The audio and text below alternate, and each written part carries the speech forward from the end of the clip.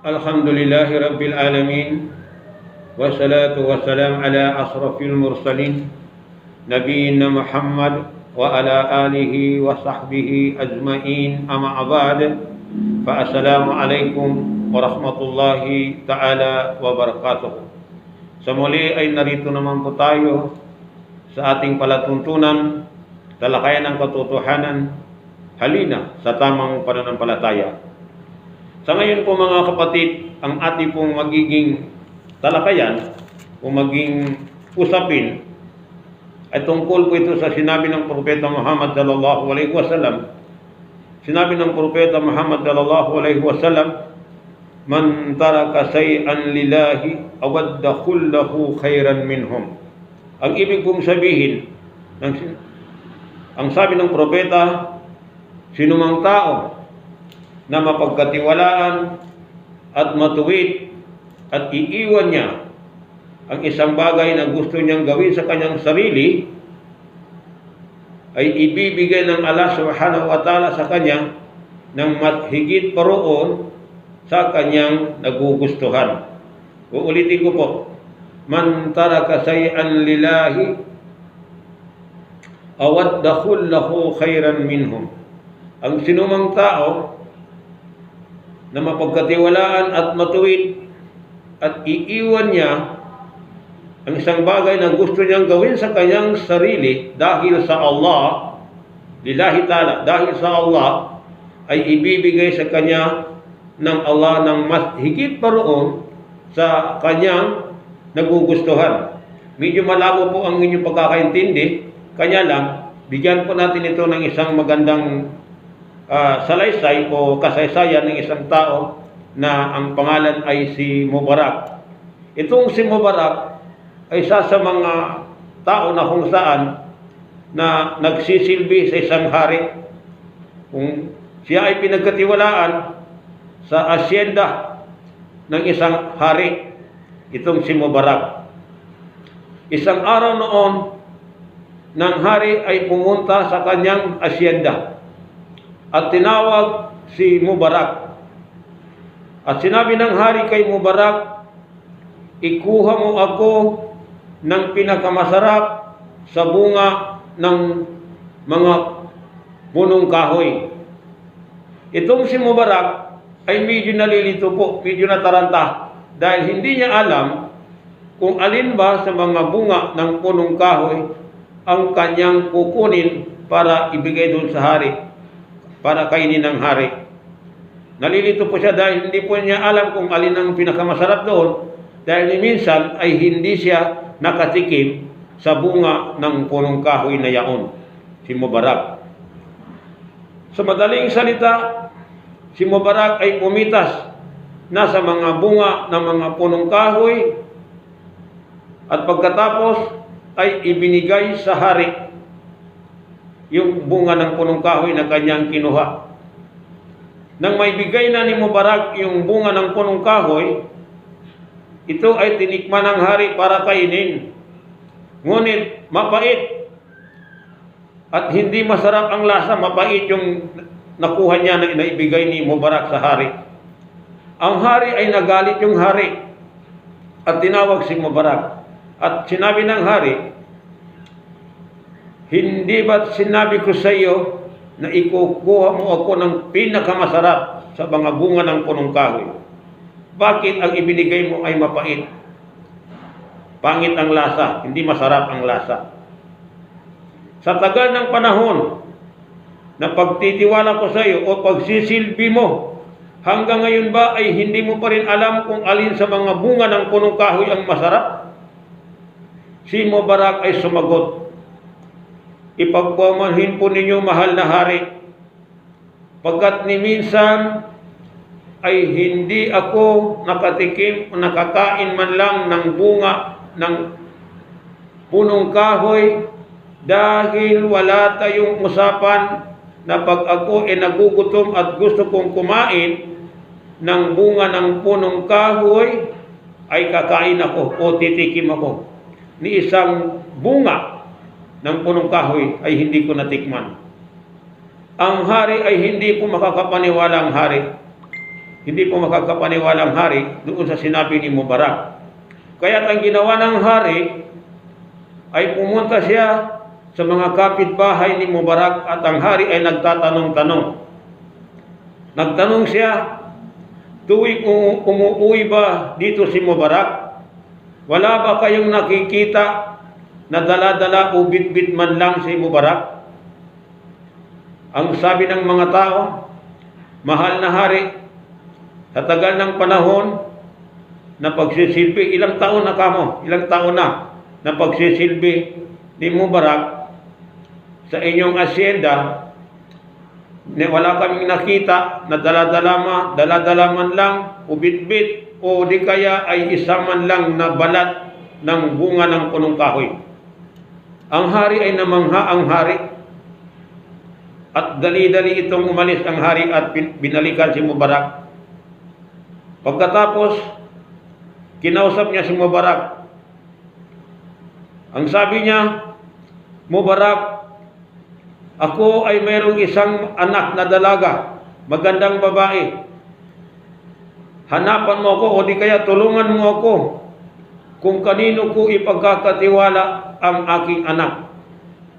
Ang sabi ni Mubarak, ang mga Hudyo o hari, ang gustong mapangasawa ng kanilang anak ay mayaman. At ang mga Nasrani, ang gusto nilang mapangasawa ng kanilang anak ay magandang babae. Ngunit sa Islam, ang sabi ni Mubarak, sa Islam, ang gustong mapangasawa ng kanilang anak ay yung tao na kung saan mapagkatiwalaan at matuwid. Sumagot ang hari, O Mubarak, hindi ko maaring ipagkatiwala o hindi ko may pagkakatiwala ang aking anak sa Yahudi o sa Hudyo. At hindi ko rin may pagkakatiwala ang aking anak sa mga Nasrani o sa mga Kristiyano. At ang sinasabi mong mapagkatiwalaan at matuwid, ikaw yun at walang iba. Kaya't matatanggap mo ba ang sabi ng hari na maging asawa ang aking anak dahil sa iyong pagkakatiwala? Taba, ang sabi ni Takabbal, ang sabi ni Mubarak, tinatanggap ko po. Doon, nagkatotoo sumang-ayon ang sinabi ng Propeta Muhammad sallallahu alaihi wasallam na awadda kullahu khairan minhum. Mas higit pa roon ang ibibigay ng Allah subhanahu wa ta'ala sa inyong nagugustuhan o kinalulugdan. Medyo malalim ko pagkatagalog ha. Kinalulugdan.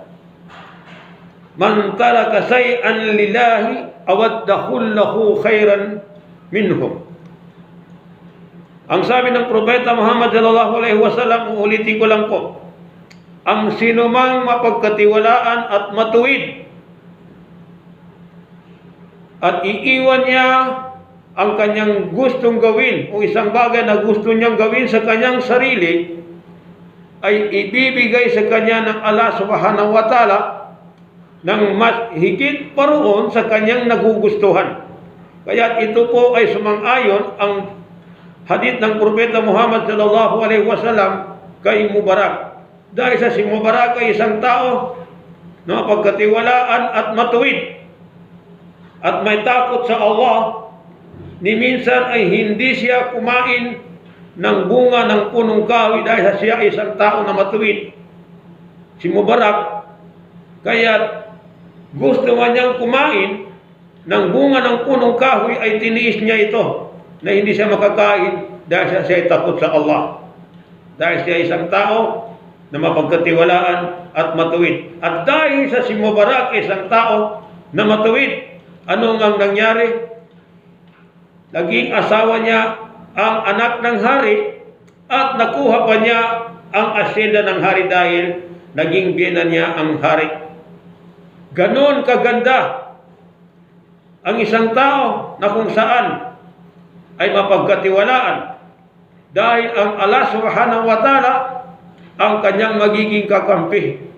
Nagkatotoo Yung sinabi ng Propeta Muhammad sallallahu alaihi wasallam na kapag ang isang tao ay iiwan niya ang isang bagay sa kanyang sarili na gusto niyang gawin. Halimbawa, gusto mong gumawa ng hindi mabuti at ito'y tiniis mo na hindi mo magawa dahil ikaw ay may takot sa Allah, mas higit pa roon sa bunga ng kahoy ang ibinigay sa kanya ng Allah subhanahu wa ta'ala na gusto niyang kainin, ngunit kanya itong tiniis dahil nakuha pa niya ang anak ng hari, naging asawa niya, at nakuha pa niya ang asenda. Kaya ganun kaganda mga kapatid ang isang tao na kung saan ay mapagkatiwalaan. Kaya para po sa ating mga kapatid, kung kayo ay pinagkatiwalaan ng kahit sinong tao, lalo't higit kung ang Allah subhanahu wa ta'ala ang nagtiwala sa inyo, gawin yung makatarungan at maging matuwid ang ipinagkatiwala sa inyo. Dahil doon magsisimula ang inyong tagumpay dito sa mundo at sa kabilang buhay. Tulad ng nangyari kay Mubarak. Halimbawa, pag ikaw ay isang tao na pinagkatiwalaan, naging kaseri ka nga sa isang malaking negosyo o mga tindahan na malaking tindahan. Pag ikaw ay pinagkatiwalaan na gusto mong kumuha doon sa mga pera na kinikita ng negosyo, at ito ay iyong tiniis, hindi mo ginawa na kahit ni kusing, tiniis mong hindi makakuha doon dahil ikaw ay may takot sa Allah, at sa bandang huli, mas higit pa roon sa gusto mong kukunin, gusto mong gawin na kunin mo ang ibibigay sa iyo ng Allah subhanahu wa ta'ala dahil sa ikaw ay isang tao na makatwiran at makatarungan. May takot sa Allah. Halimbawa, kung ikaw ay isang tao na pinagkatiwalaan, halimbawa, ang ipinagkatiwala sa iyo ay ikaw ay naging isang pinuno ng isang bayan o anumang bagay na, halimbawa, sa opisina o di kaya saan dyan, na kung pag ikaw ay isang tao na mapagkatiwalaan, ilagay mo sa isip mo, kapag ikaw ay naging matuwid, kung anong ipinagkatiwala sa iyo, mas higit pa roon ang ibibigay sa iyo ng Allah subhanahu wa ta'ala. Dahil sa sinabi ng Propeta Muhammad sallallahu alaihi wasallam na pag ikaw isang tao na matuwid, sa madaling salita, at hindi ka gumawa ng panlililang, panluloko, pagnanakaw sa ipinagkatiwala sa iyo at hindi mo sinasamantala, mas higit pa roon ang ibibigay sa iyo ng Allah subhanahu wa ta'ala doon sa bagay na kung saan ay gusto mong gawin sa iyong sarili na hindi mabuti. Ito itiniis mo. Ganon din ang isang pamamahala ng isang tao na kung saan ikaw isang namamahala na isang tao na malaki ang iyong pinapamahalaan, pag ikaw ay naging matuwid, naging makatarungan sa taong bayan at naging makatarungan sa iyong tungkulin, inshallah hanggang sa kabilang buhay ay magtatagumpay ka dito sa mundo at hanggang sa kabilang buhay ikaw ay magtatagumpay. Kung halimbawa ikaw ay isang tao na malaki ang ipinagkatiwala sa iyo, sikapin mo sa iyong sarili na maging matuwid ka at hindi ka makapandaya, hindi ka maging mandaraya sa bagay na ipinagkatiwala sa iyo, at ang kakampi mo dyan ay ang Allah subhanahu wa ta'ala dahil sa ikaw ay isang tao na mapagkatiwalaan at matuwid at may takot sa Allah subhanahu wa ta'ala. Mga kapatid, sana po suportahan ninyo itong aking YouTube channel dahil ang gagawin ko po ngayon ay maging sunod-sunod na po ang aking pag-upload ng mga muhadara Islamiyah o mga da'wa Islamiyah. Kaya sana po sa lahat po ng ating mga kapatid na mga Muslim, maging balik Islaman o mga anumang tribo, na sana po suportahan ninyo itong aking YouTube channel. Wassalamualaikum warahmatullahi ta'ala wabarakatuh.